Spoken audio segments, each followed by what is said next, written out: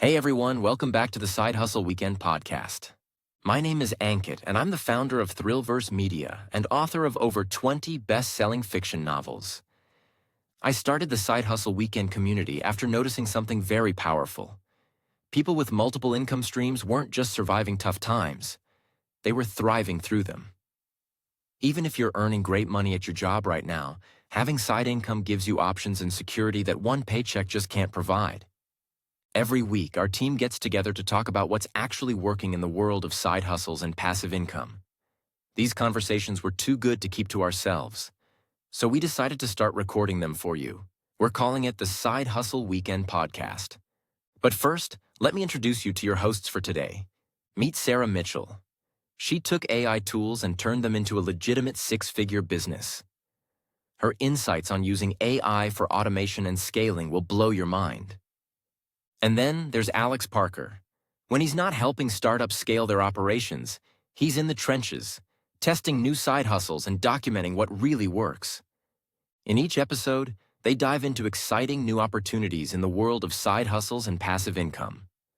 So grab your coffee, take some notes, and let's talk about making money smarter, not harder.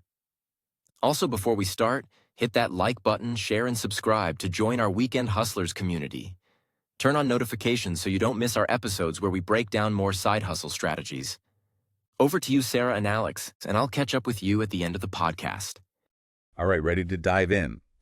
Today, we're looking at AI, entrepreneurship, and a story that shows success can be anything but predictable. Sounds exciting. You sent over this interview with Salvatore Aiello, right? Yeah. Co-founder of DimeADozen, a company that used AI to help entrepreneurs, and it just sold for, well, a pretty nice chunk of change. Yeah. So let's unpack this journey, shall we? Let's do it. Yeah. I think what's so fascinating about Aiello is that he really shows you don't need that, traditional path to find success. Right. I mean, the guy didn't have a college degree, Oh, wow. but he was coding from like a crazy young age. We're talking building websites as a kid, even getting into game development before most people are, thinking about getting their driver's license. Wait, hold up. Game development as a teenager. Yeah. That's not just like playing video games. Right. That's understanding complex systems, logic, design. It's a whole other level. Exactly. It shows you he had a natural ability and this drive that just wouldn't quit. And that drive is what led him and his co-founder, Monica Powers, to create DimeADozen. Okay. But their origin story, it's a bit unexpected. All right, I'm all ears. How did this company even come about? Well, they weren't actually setting out to build a business at first. They were working on their own project, something called Quick Game, and they were using like early AI tools to help them out. Oh, interesting. Think of it like the very, very early versions of ChatGPT, Okay, yeah. But as they're using these tools, a light bulb goes off. They realize, hey, we've got something pretty valuable here, something that could help other entrepreneurs too. So instead of just benefiting from these AI insights themselves, they decided to share the wealth. Yeah. I love that kind of rising tide lifts all boats mentality. Exactly. And that's the birth of DimeADozen. They created a system where users could put in some basic info about their business idea, and then using AI, DimeADozen would spit out a detailed report. Oh, wow. Things like market viability, potential ways to make money, even competitive analysis. Basically like having an AI startup mentor in your pocket. Yeah. Okay, so for those of us who might not be super techie, break down how this AI magic actually worked. Was it like reading tea leaves, consulting the stars? Not quite. Think of it this way. DimeADozen's AI engine was trained on massive, massive data sets. Existing businesses, market trends, industry data, you name it. So when a user put in their info, the AI could analyze it, compare it to all this data, and then generate that report with insights and predictions. So it wasn't just pulling random information out of thin air, right? Right. It was using real data to help entrepreneurs make informed decisions. That's pretty powerful. It is. And it gets even more interesting. You see, Aiello, he kept saying that one of the biggest hurdles for entrepreneurs is often just a lack of confidence. Oh, that makes sense. They might have the ideas, but they struggle to take that first step. So at DimeADozen, it was like this boost. It gave users data-driven insights, a roadmap, a sense of validation, like, hey, this could actually work. Yeah, sometimes you just need someone or something to give you that little push to say, hey, you got this. Exactly. But let's be real, the early days of any startup are usually far from glamorous. Oh, I know that feeling. Yeah. What was it like behind the scenes at DimeADozen? So Aiello describes it as constant iteration, a website that was basically held together by digital duct tape, users having to be manually activated. Oh, wow. Talk about dedication, right? Yeah. It just goes to show that grit and resourcefulness are as important as any brilliant idea. So it wasn't all like sleek Silicon Valley offices and venture capital funding from day one. No, not at all. They were really in the trenches, figuring things out as they went. That's actually kind of inspiring in a way. It is. And get this, they didn't achieve success through some massive marketing campaign. Really? It was all organic growth, word of mouth, a few key influencers talking about it on social media. Oh, yeah. And suddenly, bam, they were flooded with users. Hold on. So they basically went viral just because people were genuinely excited about the product. Exactly. That's the dream, right? To build something so good, it markets itself. Even Aiello admits he was surprised by how quickly they were growing. That's amazing. It's a testament to the power of building something truly valuable, finding that product market fit. Okay, so we've got the self-taught engineer, the unexpected origin story, those scrappy early days, and then bam, organic growth. It's like a startup fairy tale so far. But I'm guessing there were some bumps along the way, right? Oh, absolutely. They didn't just hit the jackpot and coast along. Right. They were constantly pivoting, trying new things, learning from their mistakes. So they were embracing failure as part of the process. I think that's such a valuable lesson for anyone, entrepreneur or not. Absolutely. But before we get into those pivots, let's talk about how Aiello used the 80-20 rule during DimeADozen's development. Okay, hit me with that 80-20 wisdom. Yeah. How did he use it to streamline their efforts? Well, he realized that not all features are created equal. Right. Some have a much bigger impact on user satisfaction, on growth. So he focused on finding that crucial 20%, the core features that drive 80% of the results. And then he ruthlessly prioritized those, didn't get bogged down by, all the smaller additions. The art of ruthless prioritization, music to my ears. It's so easy to get caught up trying to do everything, but sometimes, focusing on what truly matters makes all the difference. Did he give any specific examples of how he actually put this into practice? Yeah. He talked about how at first they had this really complex onboarding process, tons of questions for new users. Oh, yeah. I hate those. Right. But when they looked at the data, they saw that most people were only filling out a small percentage of those fields. Oh, interesting. So they streamlined the onboarding, focusing only on those key pieces of information. And that made the user experience smoother, but it also freed up their development team, Yeah. They could concentrate on improving that core AI engine instead of getting sidetracked by all these kind of peripheral features. That's a great example of how data can really guide those decisions, right? Totally. And prevent you from getting bogged down in unnecessary complexity. But even with this laser focus, they still made a decision that surprised a lot of people. Yeah. They decided to sell DimeADozen. Yeah, it's interesting, right? Yeah. I mean, the company was making good money. They had a growing user base. Right. But Aiello and Powers, they felt a pull in a different direction, Okay. They had other passions they wanted to pursue. And they realized that sometimes knowing when to move on is just as important as knowing when to double down. That is so powerful, to walk away from something that's successful because it's not aligning with your goals anymore. Yeah. It's a reminder that success isn't always a straight line. It's about finding fulfillment and staying true to what you really want. I totally agree. And that decision to sell also shows us another crucial aspect of entrepreneurship, understanding your own strengths and limitations. Aiello admits he's an engineer at heart. Yeah. Not a salesman. So when it came time to sell DimeADozen, he knew he needed some help. Makes sense. Yes. So they decided to sell. What happened next? Did they just put a for sale sign on their website? Haha, no, not quite. They chose to list DimeADozen on acquire.com. Okay. It's a platform specifically for buying and selling online businesses. Interesting. But even with a specialized platform like that, it wasn't exactly smooth sailing. Oh, I bet. Selling a business is probably kind of like selling your house, but amplified. Yeah. There are emotions, negotiations, probably a ton of paperwork, right? Totally. Aiello is really honest about the emotional roller coaster he went through. Yeah. He was suddenly in this world of NDAs, non-disclosure agreements. Oh, right.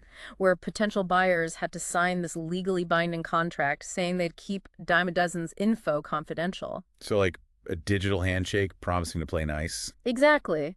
But even with those in place, things could still get pretty intense. Yeah, I imagine so. He talks about this initial flood of interests, tons of potential buyers all asking for information.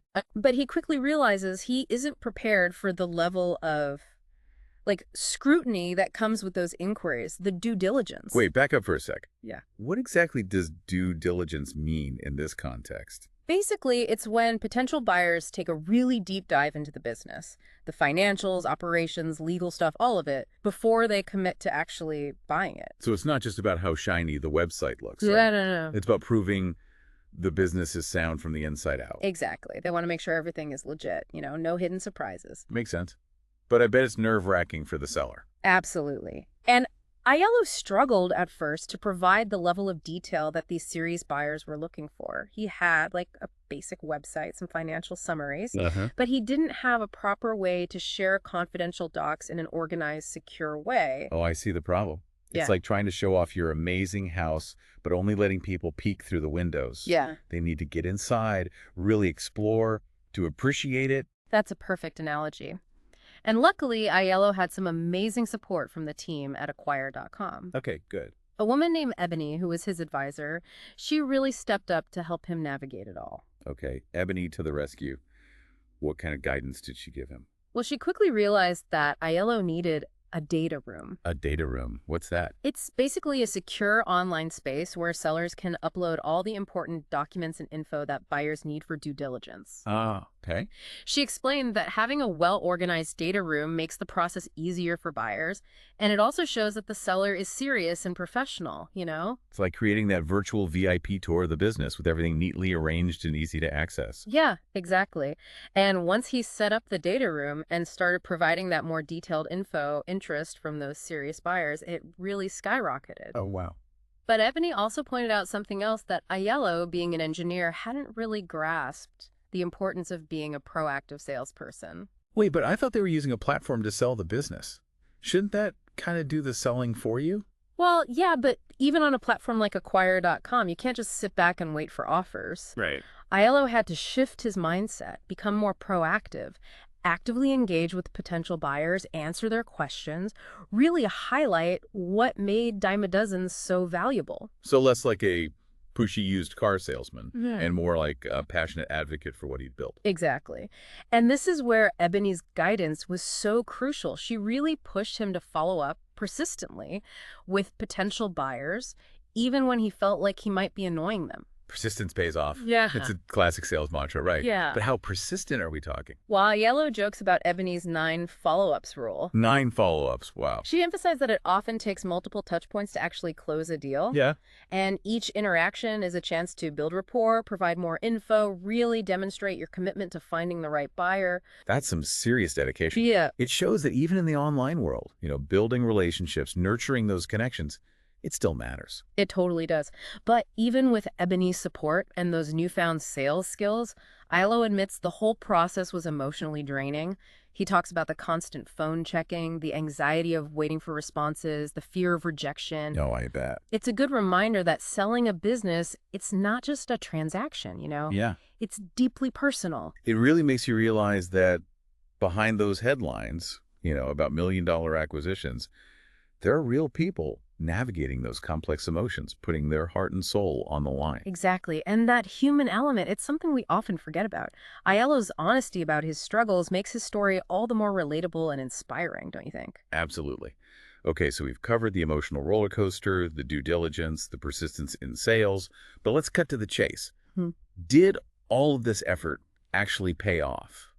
So did he actually manage to sell DimeADozen? He did. All that effort, the data room, the follow-ups, all the emotions, it all led to a successful acquisition. Wow. And get this, they sold DimeADozen for a 6-figure sum. Serious? After only 6 months of being in business. Come on, 6 figures in 6 months. That's incredible. It is, right. I see why you said this story shows that success can be unpredictable. Yeah. It's like they struck gold. It really shows you the power of finding a market need, building something that people want, and then knowing how to navigate the whole sales process. But even with this huge win, Aiello still talks about how important it is to, embrace failure. He actually mentions aiming to fail 12 times a year. Wait, he wants to fail. That sounds a little counterintuitive. I know, right? Yeah. It might sound strange, but his reasoning is actually pretty smart. He believes that if you're not failing, you're not pushing yourself enough, Right. not taking risks, not experimenting. So by setting a goal of like failing 12 times a year, he's basically saying, I'm going to commit to trying new things, even if they don't all work out. So it's not about like celebrating failure for failure's sake. No, no. It's about using those experiences as stepping stones, right? Learning opportunities that eventually lead you to success. Exactly. He sees failure as a necessary part of growth, like a sign that you're innovating, you're learning. And it's interesting to note that he and his co-founder, they made this pact to fail 12 times before they even started DimeADozen. So it was baked into their mindset from the very beginning. Yeah. A way to approach entrepreneurship with that, spirit of experimentation and resilience. I love that. Right. It takes the fear out of trying new things and kind of reframes those setbacks as valuable, data points. I totally agree. It makes you wonder, given how successful he was with DimeADozen and this whole belief in testing multiple ideas, what would his approach to actually finding those 12 failures look like? Would he stick with AI tools or branch out into completely different areas? That is a fantastic question. And it's questions like these that make these deals so rewarding, right? Yeah. I mean, we've gone way beyond just summarizing Aiello's story, Right. We've pulled out valuable insights, really explored the nuances of his experience, and even sparked new questions that we can, keep thinking about. That's the beauty of knowledge. It's not a finish line. It's a journey. Love that. Aiello's story reminds us that success is rarely a straight line. It's full of twists and turns and surprises. It encourages us to embrace failure, see it as a chance to learn and to never stop experimenting, iterating, pursuing those aha moments. So to our listener, as we wrap up this deep dive, remember that entrepreneurship is a marathon, not a sprint. It's about finding what excites you, building something valuable, and never losing that spirit of curiosity and experimentation. And never be afraid to ask for help. Yes. Aiello's story shows us that even the most successful entrepreneurs rely on mentors, advisors, and a supportive network to navigate challenges and celebrate those wins. Absolutely. So keep learning, keep exploring, and who knows, maybe someday we'll be doing a deep dive into your success story. That would be awesome. Thanks for joining us on this journey. Until next time, keep those brains buzzing. Thanks, Sarah and Alex. That was an incredible discussion. You both always bring such practical insights to the table. For everyone watching, if you're ready to take action on what you learned today, here's where you can find more resources. First, head over to sidehustleweekend.com. We've put together detailed guides, templates, and case studies. And while you are there, don't miss out on our free newsletter, Side Hustle Weekend. If you found value in today's discussion, hit that like button and subscribe to join our Weekend Hustlers community. Turn on notifications so you don't miss our episodes where we break down more side hustle strategies. Check the description below for all the tools and resources we mentioned today. Remember, everyone's journey starts with a single step. Whether you're looking to make an extra $500 a month or build something bigger, start with what you learned today and take action. We'll see you in the next episode where we'll break down another practical way to grow your income. Keep hustling smarter, not harder.